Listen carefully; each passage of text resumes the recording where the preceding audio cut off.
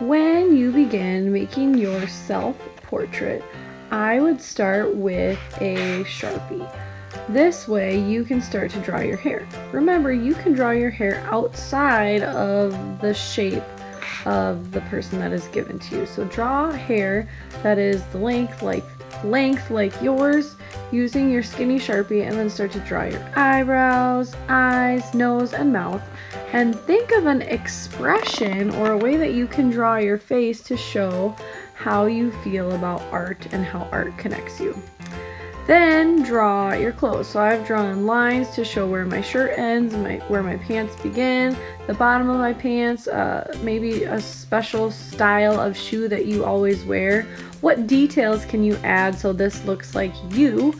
When you look at this self-portrait in our mural, how are you going to be able to find it? How is your family going to be able to find it? Notice how now I'm drawing some sleeves on my arms and they're going out of the lines that were given to me as well. So remember, you can go outside of the lines using your Sharpie, because the outline of the printed person is really, really light. So you're using the Sharpie to make all these things that look like you. Then start to add color using crayons, colored pencils, and markers that are at your table. I'm making a tie-dye shirt. Maybe choose colors for a shirt that are meaningful to you or a design that makes sense to you. I'm overlapping colors. You can use things that you know about mixing and overlapping colors as well when you start to add color. Now I decided to use a marker for my jeans, kind of doing vertical lines to show a little bit of a texture in my jeans as well. Last but not least, we need to add our hair and skin colors. Remember, your skin color, you should be matching those colors on the side of your paper. Sometimes we have to overlap colors, pressing lightly and using good craftsmanship when coloring in our skin on our neck, our face, our hands, possibly like I can see some of my feet down by my shoes. So I'm overlapping two colors to make my skin color.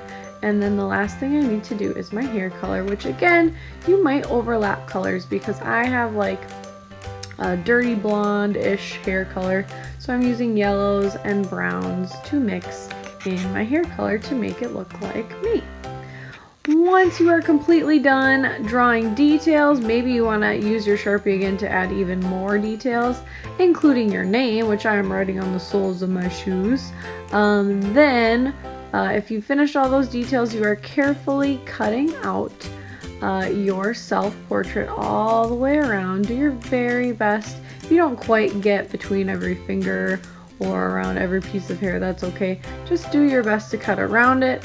Again, remember that you can cut outside of the printed lines if you made some of your own lines to make this super awesome so that we can put it in our school mural.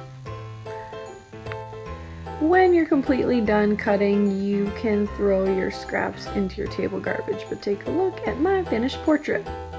Here are some more tips for different ways to draw yourself. Remember, if you have shorter hair, draw your ears and the stair steps coming up from your ears.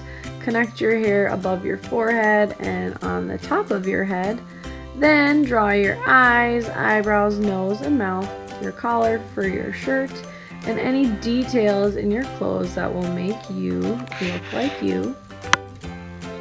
If you have a darker hair color, you're welcome to use the Sharpie and draw with texture in the Sharpie for your hair color.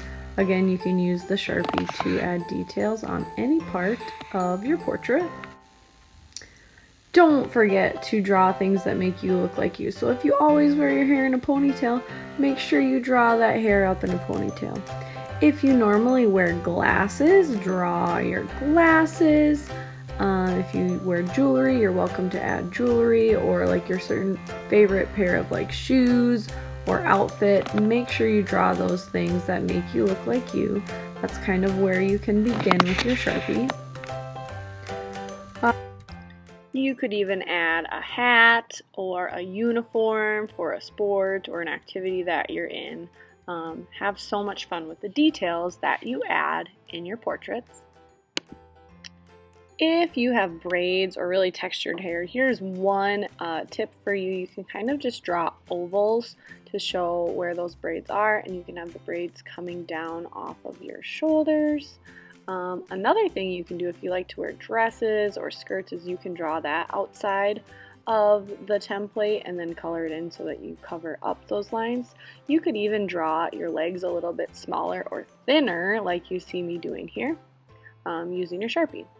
Now I'm starting to use markers to add a pattern on the dress. Now if you come across any dry markers like that one, you are welcome to throw them away because it's getting to the end of the school year and we can get rid of dry markers. So I'm outlining my pattern. Next, remember that we all have different skin tones, so color in your skin tone.